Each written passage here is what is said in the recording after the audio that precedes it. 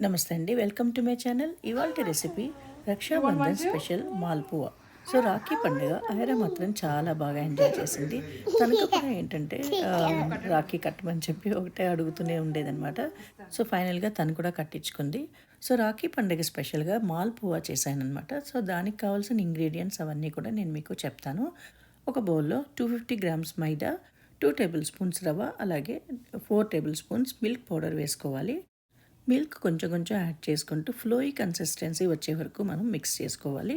ఒక ప్యాన్లో 200 గ్రామ్స్ నెయ్యి వేసుకుని వేడి చేసుకుని ఈ లోపల బ్యాటర్లో కొంచెం పాలు వేసుకుని మళ్ళీ మిక్స్ చేసేసుకోవాలి. ఇంకొక ప్యాన్లో 250 గ్రామ్స్ పౌడర్ షుగర్ వేసుకుని 1 కప్ వాటర్ వేసుకుని ఇలాచీ పౌడర్ అలాగే సాఫ్రాన్ కూడా వేసుకుని షుగర్ సిరప్ రెడీ పెట్టుకోవాలి. సో నెయ్యి వేడైన తర్వాత చిన్న చిన్న మాల్పువాలు ఫ్రై చేసుకుని షుగర్ సిరప్లో వేసుకుని డిప్ చేసుకుంటే మాల్పువా రెడీ.